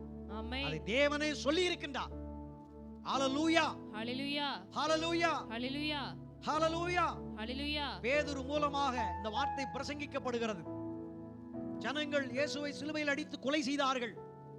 நீங்கள் தான் இயேசுவை கொலை செய்தீர்கள், உங்கள் பாவங்களின் நிமித்தமாகத்தான் அவர் சிலுவையிலே மரித்து விட்டார், அடக்கம் பண்ணப்பட்டிருக்கிறார் என்று இந்த வார்த்தை எல்லா ஜனங்கள் மத்தியிலே பிரசங்கிக்கப்படுகிறது. ஹல்லேலூயா. நாங்கள் என்ன செய்ய வேண்டும் ஐயா? மனம் திரும்புங்கள், பாவ மன்னிப்புக்கென்று ஞானஸ்தானம் எடுங்கள், இயேசுவை சொந்த இரட்சகராக ஏற்றுக்கொள்ளுங்கள், ஆண்டவரை உண்மையா என்ன செய்யுங்க? ஆராதிங்கள். அப்பொழுது உங்களுக்கு ரட்சிப்பு இலவசமாய் கிடைக்கிறது. ஹல்லேலூயா. ஹல்லேலூயா. ரட்சிப்புக்கு காசு தேவையில்லைங்க, இயேசுவை ஏற்றுக்கொள்றதுக்கு காசு தேவையில்லைங்க. மற்ற மதத்துல போனா இதை செய்ய அதை செய்யணும் பரிகாரங்கள் கேட்பாங்கங்க. ஆனா இயேசு கிட்ட வந்தீங்கன்னா ரட்சிக்கப்படுவதற்கு, காப்பாற்றப்படுவதற்கு, ஆசீர்வதிக்கப்படுவதற்கு நீங்கள் எந்த ஒரு பணம் பொருள் கொடுக்க வேண்டிய அவசியமே இல்லை. ஹல்லேலூயா. ஒருவேளை கிறிஸ்தவ சபைகளிலே ஊழியக்காரங்க உங்க ஊர்ல இருக்கிற சபைகளிலே பணம் பொருள் கேட்டா ரட்சிக்கப்படுவதற்காக நீங்கள் பணம் கொடுக்க அவசியமே இல்லை. நீங்கள் இயேசுவை இருதயத்தில் நம்பினால் போதும். ஹல்லேலூயா. மனசார ஆண்டவரை ஆராதித்தால் போதும். ஹல்லேலூயா. தொழுது கொண்டால் போதும். ஆண்டவர் இயேசுவை பூஜை நமஸ்காரங்கள் செய்தால் போதும். அவரை வணங்குங்கள், அவரை போற்றுங்கள், அவரை உயர்த்துங்கள், பாடி பாடி என்ன செய்யுங்க? அவரை துதி செலுத்துங்கள். உங்களை கர்த்தர் நிச்சயமாய் ரட்சிப்பார். ஹல்லேலூயா. ஹல்லேலூயா. ஹல்லேலூயா. ஹல்லேலூயா. ஹல்லேலூயா. இவர் எல்லாருக்கும் கர்த்தர். ஏன் ஆண்டவரை தொழுது கொள்ளணும்னா இவர் எல்லாருக்கும் கர்த்தராய் இருக்கின்றார். ரோமர் புஸ்தகம் 10ஆம் அதிகாரம் 12ஆம் வசனத்தின்படி இவர் எல்லாருக்கும் கர்த்தர். ஹல்லேலூயா. யூதன் என்றும் இல்லை, கிரேக்கன் என்றும் இல்லை, வித்தியாசமே இல்லை, எல்லாருக்கும் கர்த்தரானவர் தம்மை தொழுது கொள்ளுகிற யாவருக்கும் ஐஸ்வர்ய சம்பன்னராய் இருக்கின்றார். ஹல்லேலூயா. ஆமென் சொல்லுங்களேன். ஆமென். ஐயா, நீங்க நினைச்சுக்கிட்டு இருக்கீங்க ஜெபிச்சா ஆசீர்வாதம், ஜெபிச்சா ஆண்டவர் பதில் தருவார், ஐஸ்வர்யம் கிடைக்கும்னு. ஆனால் இங்கே நீங்கள் வாசித்து பார்த்தால் எல்லாருக்கும் கர்த்தரானவர் தம்மை தொழுது கொள்ளுகிற யாவருக்கும் ஐஸ்வர்ய சம்பன்னராய் இருக்கிறார் என்று எழுதப்பட்டிருக்கிறது. ஹல்லேலூயா. நீங்க உண்மையா ஆராதிச்சா இனிமே உண்மையா ஆராதிக்கணும். இனிமே என்ன செய்யணும்? ஆண்டவரை உண்மையாய் ஆராதிக்கணும். உண்மையா ஆராதிக்கிறது என்ன? வரும்போது என்ன வேகம் இருந்துச்சோ, ஆண்டுடைய சபைக்கு போவோம் வாருங்கள் என்று சொன்ன உடனே ராஜாவுக்கு எப்படி இருந்துச்சு? சந்தோஷமா இருந்துச்சு. அவ ஆண்டுடைய ஆலயத்துக்கு வீட்டிலிருந்து கிளம்பி வரும்பொழுது நமக்கு ஒரு சந்தோஷம், ஒரு வேகம் இருந்துச்சு பாத்தீங்களா? அந்த வேகத்தோடைய ஆண்டுடைய ஆராதனை முடிகிற வரைக்கும் நம்ம என்ன செய்யணும்? காணப்பட வேண்டும். ஒரு ஹalleluya. அப்படி வேகமாய், அப்படி வைராக்கியமாய், ஒரு ஒரு உற்சாகத்தோடு கூட ஆண்டுடைய சமூகத்தில் ஆரம்ப ஜெபத்திலிருந்து ஆராதனை முடிஞ்சு இறுதி ஜெபம் ஏறெடுப்போம் பாத்தீங்களா? அது வரைக்கும் நீங்க உண்மையாய் கர்த்தரை ஆராதித்தால் அவர் உங்களை ஐஸ்வர்ய சம்பனராய் அவர் இருக்கிறபடினாலே உங்களை ஆசீர்வதித்து ஐஸ்வர்யத்தினால் பெருக பண்ணுவார். ஹalleluya. நீங்க தான் வாசிச்சீங்க, யூதன் என்றும் இல்லை, கிரேக்கன் என்றும் இல்லை, வித்தியாசமே இல்லை, எல்லாருக்கும் கர்த்தரானவர் ஒருவரே, தம்மை தொழுது கொள்ளுகிற யாவருக்கும் அவர் ஐஸ்வர்ய சம்பன்னராய் இருக்கிறார், ஐஸ்வர்யத்தை தாராளமாய் கொடுக்கின்றவராய் இருக்கின்றார். ஹalleluya. அப்ப ஏன் கஷ்டம்? நான் ஆராதனை செய்யாமையா? நான் எப்படியெல்லாம் ஆராதனை செஞ்சேன், என்ன மாதிரி யாரும் ஆராதனை செஞ்சிருவாங்களா? எத்தனை வருஷம் நான் ஆராதிச்சுக்கிட்டு இருக்கேன் தெரியுமா உங்களுக்கு? நான் ஆராதிச்சு எனக்கு ஒண்ணுமே கிடைக்கலையா? நான் எப்படி பாட்டு பாடுவேன் தெரியுமா? என் பாட்டை கேட்டா எல்லாருக்கும் பிடிக்கும் தெரியுமா? நான் ஆராதனை பண்ணா ஆராதனை முடிஞ்சு வரும்போது ஐயோ அப்பா அப்படின்னு சொல்லுவாங்க. அந்த அளவுக்கு என்ன மாதிரி யாரும் என்ன செய்ய முடியாது, ஆராதிக்க முடியாதுன்னு சொன்னவங்க எத்தனையோ பேர் இருக்கிறாங்க. ஆனா அவங்கெல்லாம் பெருமையில் தான் இருந்து கொண்டிருக்கிறார்கள். அவர்கள் ஆண்டவருடைய சபையில உண்மையாய் ஆண்டவர் எதிர்பார்க்கிற ஆராதனை என்ன செய்யல. ரட்சிப்பின் பாத்திரத்தை எடுத்துக்கொண்டு ஆண்டவரே உம்முடைய நாமத்தை நான் என்ன செய்வேன், தாழ்மையோடு கூட தொழுது கொள்வேன். ஹalleluya. நீங்கள் தாழ்மைப்பட்டால் தேவன் உங்களை உயர்த்துவார். ஆமென். உங்களை நீங்கள் தாழ்மைப்படுத்தினால் தேவன் உங்களை உயரத்திலே வைத்து அழகு பார்ப்பார். ஹalleluya. அவர் ஐஸ்வர்ய சம்பன்னர். ஹalleluya. அதனால இனிமே கர்த்தரை நீங்க சபையில ஆராதிக்கும் போது எப்படி ஆராதிங்க? உண்மையோடு என்ன செய்யுங்க? ஆராதிங்க. கருத்தோடு ஆவியோடு ஆராதிங்க. முழு மனசோடு ஆராதிங்க. முழு பலத்தோடு ஆராதிங்க. வரும்போது உங்களுக்கு பலம் இருந்து கையை தட்டி டம்மு டம்மு டம்முன்னு அடிக்கும் பொழுது எவ்வளவு வேகம் உற்சாகம் இருக்கிறதோ முடிகிற வரைக்கும் நீங்கள் காணப்பட வேண்டும். ஹalleluya. அப்படி நீங்க செஞ்சு பாருங்க, நிச்சயமா உங்க வீட்டில் இருக்கிற தரித்திரங்கள் எல்லாம் விலகி போயிடும். ஹalleluya. எல்லா குறைவுகள் எல்லாம் விலகி போயிடும். ஹalleluya. ஆசீர்வாதங்களை கர்த்தர் தடையில்லாமல் உங்களுக்கு கொடுப்பார். ஹalleluya. சிங்க குட்டிகள் பட்டி நடைஞ்சு என்ன செய்யும்? தாழ்ச்சியாய் கிடைக்கும். கர்த்தரை தேடுகிறவர்களுக்கு ஒரு நன்மையும் குறைவு படாது. கர்த்தரை தொழுது கொள்ளுகிற யாவருக்கும் அவர் ஐஸ்வர்யத்தை தருவது நிச்சயம். அதனால கர்த்தரை ஆராதிக்கிறதை விட்டுறாதீங்க. இந்த வருஷம் ஆண்டவர் வாக்குத்தத்தத்தை கொடுத்து நிறைவான பலனை ஆசீர்வாதங்களை பெற்றுக்கொள்வதற்கு உங்களிடத்துல அவர் வாக்கு பண்ணி இருக்கின்றார். அதை பெற்றுக்கொள்வதற்கு இன்னைக்கு ஆண்டவர் உங்ககிட்ட பேசுறார். ஆண்டவர் உண்மையாய் ஆராதிங்க. ஆவியோடு ஆராதிங்க. முழு மனதோடு முழு பலத்தோடு ஆராதிங்க. நிச்சயமாய் உங்கள் குறைவுகளை எல்லாம் கிறிஸ்து இயேசுவுக்குள் மகிமையிலே நிறைவாக்குவார். ஹல்லேலூயா சொல்லுங்களேன். அதற்கு நமக்கு என்ன வேண்டும்? சுத்த இருதயம் நமக்கு வேண்டும். என்ன வேணும்? சுத்த இருதயம். 2 தீமோத்தேயு 2ஆம் அதிகாரம் 22ஆம் வசனத்தை வாசிப்போம். 2 தீமோத்தேயு 2ஆம் அதிகாரம் 22ஆம் வசனத்தின்படி, அன்றியும் பாலியத்துக்குரிய இச்சைகளுக்கு நீ விலகி ஓடி சுத்த இருதயத்தோடே கர்த்தரை தொழுது கொள்ளுகிறவர்கள் உடனே நீதியையும் விசுவாசத்தையும் அன்பையும் சமாதானத்தையும் அடையும்படி நாடு என்று எழுதப்பட்டிருக்கிறது. ஐயா, கர்த்தரை ஆராதிக்கிறதுனா என்ன அப்படின்னு நாம பார்க்கும் பொழுது முதலாவது ஆண்டவர் சொல்லுகின்றார், பாலியத்துக்குரிய இச்சைகளுக்கு விலகி ஓட வேண்டும்.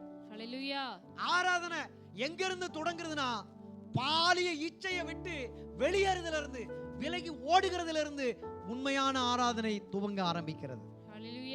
நீங்க ஐஸ்வர்யம் ஆகணுமா? நீங்க ஐஸ்வர்யத்தை பெருகணுமா? உங்க வீட்டுல ஆசீர்வாதங்கள் வரணுமா? ஆண்டவர் உங்களை பார்த்து கெஞ்சி என்ன செய்கிறார்? கேட்கின்றார். உன் இருதயத்துக்குள்ள இருக்கிற இச்சையை எடுத்துரு. எதை பார்த்தாலும் ஆசைப்படுற, எனக்கு எதனாலும் மத்தவன் வச்சிருக்கிறது எனக்கு வேணும், நானும் அடையணும்னு நீ என்ன செய்யற? இச்சையை தனக்குள்ள என்ன செஞ்சிருக்கிற? உன் இருதயத்துல வச்சிருக்கிற. உன் இருதயம் இப்போது தேவன் தங்குகிற ஒரு ஆலயமாய் இருக்கிறது. உன் இருதயத்துக்குள்ளே கர்த்தர் வாசம் பண்ணி கொண்டிருக்கிறார். அவர் அங்கே வந்து நிரந்தரமாய் இருக்க வேண்டும் என்று விரும்பி அவர் என்ன செஞ்சிருக்கிறார்? உனக்குள்ளே வந்திருக்கின்றார். நீயோ கர்த்தரை உண்மையாய் ஆராதிக்க கூடாதபடி உனக்கு நீயே என்ன செஞ்சிருக்க? ஒரு தடையை இருதயத்துக்குள்ள என்ன செஞ்சிருக்கிற? வச்சிருக்கிற. அதனால அந்த இச்சையை எடுத்துரு. அந்த இச்சை உனக்கு வேண்டாம். ஹalleluya. ஒரு நபர் இருந்தார். அவர் வட்டிக்கு விடுகிற தொழிலை செய்யக்கூடியவர். தன்னிடத்தில் இருக்கின்ற பணத்தை எல்லாம் வட்டிக்கு விடுவார். திருப்பி வட்டியும் முதலும் அசலுமா வசூல் பண்ணும்போது யாரெல்லாம் கொடுக்க முடியலையோ அவங்க கிட்ட இச்சையில நடந்துக்கிறதுக்கு ஆசை வார்த்தை கூப்பிடுவார்.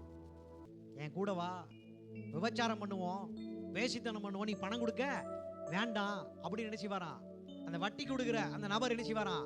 இப்படி பல தாய்மார்களுடைய கற்பை சூறையாடி இருக்கிறார். இது நாள் அப்படியே தொடங்கி போச்சு. ஒரு வட்டிக்கு விடுறவன் வட்டியை கரெக்டா வாங்கி வச்சாதான் அவன் பணம் அப்படியே இருக்கும். அசலையும் கரெக்டா வாங்கி வச்சாதான் அவன் பணம் அப்படியே இருக்கும். அவன் தொழில் தொடர்ந்து நடக்கும்.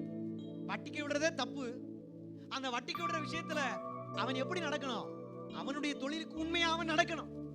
அவனும் பணம் வேண்டாம், நம்ம பாவம் பண்ணுவோம், பணம் வேண்டாம், நீ ஆசைய தீர்த்து கொடு அப்படின்னு அவன் பாவத்துக்குள்ளே போனபடினாலே அவன் வீட்டில் இருந்த பணம் கொஞ்சம் கொஞ்சமா குறைய ஆரம்பிச்சிச்சு. அவன் வட்டிக்கு வர்ற தொழில் ஜேஜேன்னு இருந்தது கொஞ்சம் கொஞ்சமா தரமட்டத்துக்கு வந்துருச்சு. அவன் எல்லாருக்கும் கொடுத்து உதவி செய்யறது போல உதவி செஞ்சு வந்தது உண்மைதான். அவன் என்னைக்கு பெண்கள் மேலே பாலியல் இச்சைக்குள்ளே கடந்து போனானோ அப்பொழுது அவன் கொஞ்சம் கொஞ்சமாக தரித்திரத்தின் மேல் தரித்திரம் அடைந்து அவன் ஒரு கட்டத்துக்கு எப்படி வந்துட்டான்? மற்றவன் கையேந்துகிற அளவுக்கு வந்து விட்டான். ஹalleluya. ஒரு காலத்துல இவங்கிட்ட எல்லாரும் கெஞ்சி கூப்பாடி போட்டு வந்தாங்க. இப்ப அவன் நிலைமை எப்படி வந்துருச்சு? மற்றவன் கையை ஏந்துற அளவுக்கு என்ன செஞ்சிருச்சு? வந்துருச்சு. காரணம் என்ன? பாலியல் இச்சை, பாவம், விபச்சாரம், வேசித்தனம்.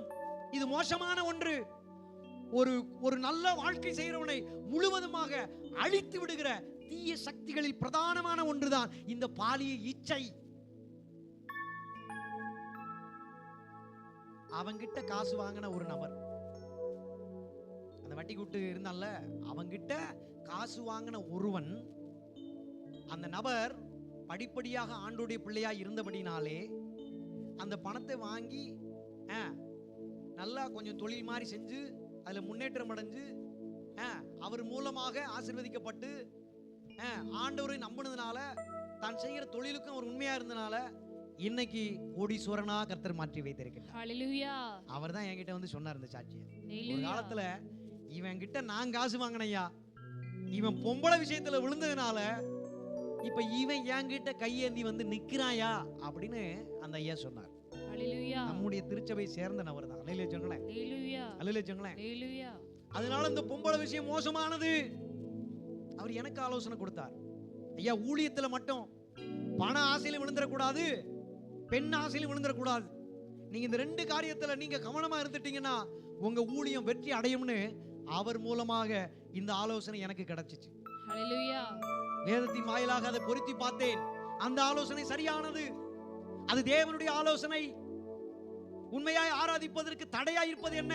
இச்சை, விபச்சாரம், வேசித்தனம், பண ஆசை, பாவம். இது எல்லாமே ஆண்டவர் உண்மையா என்ன செய்யாது? ஆராதிக்க விடாது. அப்ப சபைக்குள்ள நீங்க போய் பாருங்க, யாரெல்லாம் ஆண்டவர் உண்மையா ஆராதிக்கலையோ அவர்கள் எல்லாருமே ஏதோ ஒரு விஷயத்துல பாலிய இச்சைகளுக்குள்ளே அடைபட்டு கிடக்கிறார்கள். பாலிய இச்சை அவர்கள் என்ன செஞ்சிருக்கு? பிடித்திருக்கிறது. அதனாலதான் அவங்க எப்ப பார்த்தாலும் ஆண்டவரை ஆராதிக்கிற விஷயத்துல அசட்டை பண்ணிக்கிட்டு, கூட இருக்கிறவங்களுக்கு ஒரு அசட்டை பண்ணிக்கிட்டு கெடுத்துக்கிட்டு இருக்கு. என்ன செய்யறாங்க? சபைக்குள்ள ஆராதிக்கிறவர்கள் கூட இருக்கிறார்கள். ஹalleluya. ஆனால் ஆண்டவர் இன்னைக்கு நம்ம பார்த்து பேசுகிறார். நீ ஐஸ்வர்யவானாய் மாறுவதற்கு, நீ நிறைவான பலனை பெற்றுக்கொள்வதற்கு, கர்த்தருடைய ஆசீர்வாதம் உனக்கு கிடைப்பதற்கு, கர்த்தரின் ஆசீர்வாதமே ஐஸ்வர்யத்தை தரும், அதோடு கூட வேதனை நீங்கி நீ சுகமாய் இருப்பதற்கு நீ ஒன்று செய்ய வேண்டும். பாலியத்திற்கு உரிய இச்சைகளை விட்டு விலகி வர வேண்டும் என்று ஆண்டவர் விரும்புகின்றார். ஹalleluya. ஹalleluya. ஹalleluya. எத்தனை ஊழியக்காரன் ஏற்கனவே சொன்னது போல தன் மனைவி, சொந்த மனைவியை விட்டுட்டு வேற ஒரு மனைவியை தேடுறாங்க, பாஸ்டர்மார்களை செய்யறாங்க. எத்தனையோ பாஸ்டர்மாக்கள் தன்னுடைய பாஸ்டரை, அதாவது கணவர் இறந்துட்டு விதவையா இருந்து ஊழியம் செய்யறவங்க பணத்திற்காக தன் பிள்ளைகளை குடும்பத்தில் நடத்த வேண்டும் என்ப ஒரு சின்ன காரியத்திற்காக கர்த்தரை உண்மையாய் ஆராதிக்கிற ஆராதனையை விட்டுட்டு, கர்த்தர் மேல விசுவாசத்தை வச்சவங்க விசுவாசத்தை விட்டுட்டு பாவத்தை தேடி ஓடிக்கொண்டிருக்கிறார்கள். ஹalleluya. இதெல்லாம் உண்மையாயா? ஆமா, இது கர்த்தருக்கு தெரியும். அது ஆண்டவர் தீர்க்க தரிசனமா சொல்லுகிறார். இந்த வருஷம் கள்ள உபதேசம் பெருகுகிற ஒரு வருஷம். இதற்கு நாம எச்சரிக்கையா ஜாக்கிரதையா இருக்கணும்னு ஆண்டவர் பேசுகின்றார். எல்லா ஊழியமும் ஊழியம் அல்ல, எல்லா சபையும் ஆண்டவருக்கு சபை அல்ல. யாரெல்லாம் ஆவியானவருடைய பலனை நாடுகிறார்களோ, ஆவியானவருடைய போதனையை யார் விரும்புகிறார்களோ, அந்த சபைதான் உண்மையான சபை. ஹல்லேலூயா. அவர் பாவத்தை குறித்தும், அவர் நீதியை குறித்தும், அவர் நியாய தீர்ப்பை குறித்தும் கண்டித்து உணர்த்துகிறவராய் இருந்து கொண்டிருக்கின்றார். ஹல்லேலூயா. எங்கெல்லாம் கண்டிச்சு சிட்சிச்சு போதிக்கிறாங்களோ, அந்த போதனை தான் நமக்கு நல்ல போதனை என்று நாம் உணர்ந்து கொள்ள வேண்டும். ஹல்லேலூயா. ஹல்லேலூயா. அப்ப பாலியத்துக்குரிய இச்சைகளுக்கு நாம் விட்டு விலகி ஓடி சுத்த இருதயத்தோடு கர்த்தரை தொழுது கொள்ளுகிறவர்களோட நாம் என்ன செய்யணும்? இருக்க வேண்டும் என்று கர்த்தர் விரும்பி கொண்டிருக்கிறார். நாம் எப்படி இருக்கணுமா? சுத்த இருதயத்தோட யாரெல்லாம் சபைக்குள்ளே கர்த்தரை தொழுது கொள்ளுகிறார்களோ, ஆராதிக்கிறார்களோ, அவர்களோடு கூட இணைந்து கொள்ள வேண்டும். அல்லேலூயா. அப்ப ஒரு மரம் தன் கனியினால் அறியப்படும். ஒரு மரம் எப்படி நினைச்சுடும்? இது கொய்யா மரமா, கொய்யாப்பழம் இருந்தா தான் அது கொய்யா மரம்னு சொல்லுவோம். ஒரு மாம்பழம் அந்த மரத்துல இருந்தா அதுதான் மாமரம் அப்படின்னு சொல்லுவோம். ஒரு வாழை மரம் இருந்துச்சுன்னா அதுல வாழைப்பழம் வந்தா தான் அதை நம்ம என்ன சொல்லுவோம்? வாழை மரம்னு சொல்லுவோம்.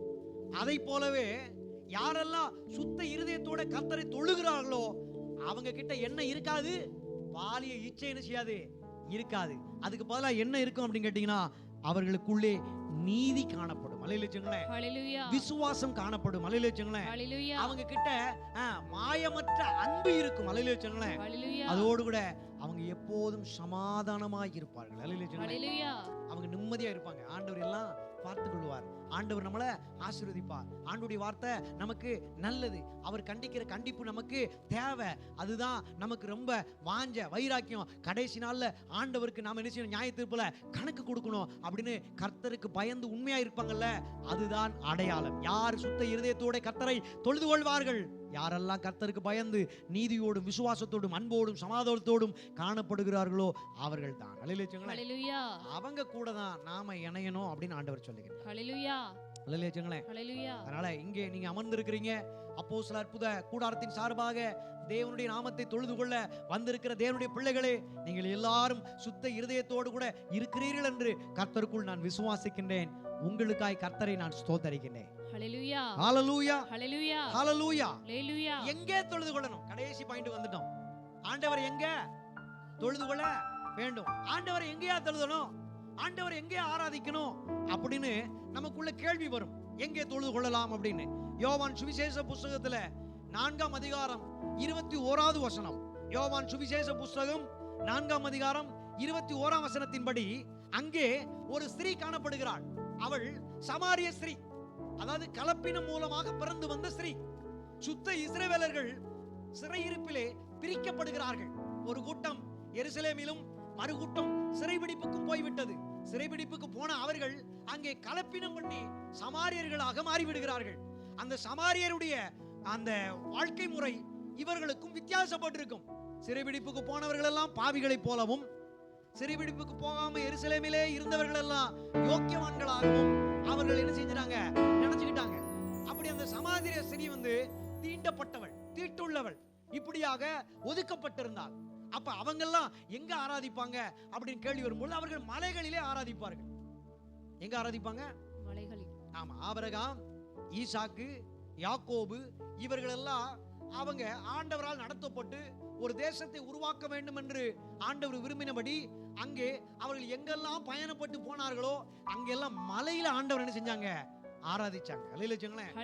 ஆனால் என்னைக்கு மோசே மூலமாக தேவனுடைய ஆலயம் உண்டாக்கப்பட்டு தாவீது சாலமோன் மூலமாக அங்கே ஆலயம் கட்டப்பட்டு அந்த ஆலயத்துல பிரதிஷ்டை செய்யப்பட்டு அங்கதான் ஆண்டவர் இருப்பார்னு அங்கே நம்பினார்களோ, அதுக்கு பிற்பாடு பாவம் பெருகினபடினாலே சபை சிறைபிடிப்புக்கு ஒப்பு கொடுக்கப்பட்டு சபையை புள்ளா தீ வச்சு எரிச்சு சபையை புள்ளா பாழாக்கி சபைக்குள்ள பன்றிகளை கொண்டு வந்து பலியிட்டு ஆராதனை முறைமைகளை என்ன செஞ்சாங்க? கெடுத்து போட்டாங்க. சிறைபிடிப்புக்கு போனவங்களோ நாம கடவுளை என்ன செய்யக்கூடாது? விட்டுறக்கூடாது. கடவுளை நம்ம எங்க இருந்தாலும் என்ன செய்யணும்? ஆராதிக்கணும்னு யாரெல்லாம் தங்கள் உள்ளத்திலே சுத்த இருதயம் படைத்தவர்களாய் காணப்பட்டார்களோ அவங்க எங்க ஆராதிச்சாங்க? ஆண்டவரை மலையில ஆராதிச்சாங்க. அல்லேலூயா வச்சுங்களேன். ஹalleluya அல்லேலூயா வச்சுங்களேன். ஹalleluya அப்ப இங்க அந்த ஸ்திரீக்கும் இயேசுநாதருக்கும் ஒரு வாக்குவாதம் வருகிறது, ஒரு விவாதம் நடக்கிறது. அந்த ஸ்திரீ, ஐயா நாங்க என்ன செஞ்சோம் அப்படின் போது இங்க இயேசுவானவர் இந்த ஸ்திரியை பார்த்து சொல்லுகிறார், ஸ்திரியே நான் சொல்லுகிறதை நம்பு, நீங்கள் இந்த மலையிலும் எருசலேமில் மாத்திரமல்ல எங்கும் பிதாவை தொழுது கொள்ளும் காலம் வருகிறது என்று தீர்க்க தரிசனமாய் சொன்னார். ஹalleluya அல்லேலூயா வச்சுங்களேன். ஹalleluya எப்பா நீ எருசலேமில் தான் ஆராதிக்கணும் அவசியம் கிடையாது. நீ எருசலேமுக்கு இங்க இருந்து ஜனங்களை புனித யாத்திரைன்னு கூட்டு போக வேண்டிய அவசியமே கிடையாது. 1 லட்சம் 1.5 லட்சம் 10 நாள் 5 நாள் உனக்கு ஸ்டார் ஹோட்டல்ல புக் பண்றேன் அப்படின்னு சொல்லிட்டு விசுவாசிகளுடைய பணத்தை எல்லாம் சுரண்டி எடுத்துட்டு வாங்க புனித யாத்திரைக்கு போவோன்னு சொல்லிட்டு என்ன பண்றாங்க, சபைகள் என்ன செய்யறாங்க, இஸ்ரவேல் தேசத்துக்கு கூட்டிட்டு போறாங்க. எதுக்கு? பணத்தை வசூல் பண்றதுக்கு, பணத்தை திருடுவதற்கு, பணத்திலே உல்லாசமாய் வாழுவதற்காக இந்த விஷயத்தை என்ன செய்றாங்க, செஞ்சுக்கிட்டு இருக்கிறாங்க. ஆனா இதையெல்லாம் அறிந்த இயேசு 2000 ஆண்டுகளுக்கு முன்பதாகவே இப்படியாக சொல்லுகின்றார், இந்த மலையில் மாத்திரம் அல்ல, எருசலேமில் மாத்திரம் அல்ல, எங்கும் பிதாவை தொழுது கொள்ளும் காலம் வருகிறது என்று சொல்லிவிட்டார். ஹalleluya அப்படின்னா என்ன அர்த்தம்? நீ எங்கேயும் ஆராதிக்கலாம், ஹalleluya நீ எங்கேயும் தொழுது கொள்ளலாம். ஹalleluya பஸ்ல போறியா ஆராதிக்கலாம், நடந்து போறியா ஆராதிக்கலாம், ட்ரெயின்ல போறியா ஆராதிக்கலாம், விமானத்துல போறியா ஆராதிக்கலாம், நீ வேலை செய்றியா ஆராதிக்கலாம், பள்ளிக்கூடம் படிக்கிறியா ஆராதிக்கலாம், எங்கேயும் ஆராதிக்கலாம். தெரு முச்சந்தில கூட என்ன செய்யலாம், ஆராதிக்கலாம். ஹalleluya ஹalleluya ஏன் கொல்லைக்கு கூட போறியா ஆண்டவர் என்ன செய்யலாம், ஆராதிக்க முடியும். அல்லேலூயா. ஹalleluya நான் ஒரு நாள் அப்படி தான் போனேன் கக்கா போறதுக்கு. இதை நான் சொல்றது கூச்சப்படல. போயிருக்கும்போது அங்கே நான் அந்த இடத்துல எனக்கு ஒரு ஆபத்து வருது. என் பின்னாடி ஏதோ ஒன்று இருக்கிறது போல என் உள்ளுணர்விலே ஆண்டவர் ஏவிக்கொண்டே இருந்தார். உடனே குதிச்சிரு, உடனே குதிச்சிரு அப்படின்னு அந்த வார்த்தை எனக்குள்ளே ஏவிக்கொண்டிருந்தது. நான் உடனே சட்டையெல்லாம் மாட்டிக்கிட்டு குதிச்சு இப்படி ஓடும்போது மிகப்பெரிய ராஜனாக என் பின்னாடி என்ன செஞ்சிருச்சு, படம் எடுத்துக்கிட்டு இருந்துச்சு.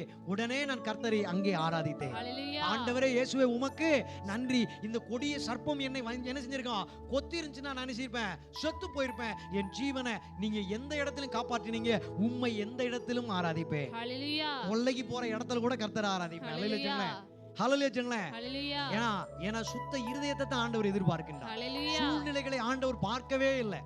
எந்த இடமும் மோசமான இடம்னு கிடையவே கிடையாது. எங்கேயும் கர்த்தரை ஆராதிக்கலாம். ஹalleluya ஹalleluya. ஹalleluya ஹalleluya. ஹalleluya அப்படித்தான் ஆண்டவர் எதிர்பார்க்கிறார். அதனாலதான் நம்முடைய சபையின் சார்பாக இனி சீக்கிரத்துல 50 இடங்களிலே 50 ஜெப கூட்டங்களை கர்த்தர் உண்டாக்கி தர போகின்றார். ஹalleluya இந்த வருஷம் முதல் கூட்டத்தை கர்த்தர் ஏற்கனவே என்ன செஞ்சாரு, துவங்கி கொடுத்துட்டார். இனி மீதம் இருக்கிற 49 இடங்களிலும் கர்த்தருடைய நாமத்தை தொழுது கொள்வதற்கு அவர் ஒரு வழி வாசலை ஏற்படுத்தி தருவார். ஹalleluya தடைகளை எல்லாம் நீக்குவார். ஹalleluya நம்ம கூட்டத்தினுடைய ஒரு மகிமையான காரியத்தை எல்லா ஜனங்களும் அறிந்து கொள்ள தேவனே உதவி செய்வார். ஹalleluya அல்லேலூயா. ஹalleluya அப்ப ஆராதிப்பது ரொம்ப முக்கியம்.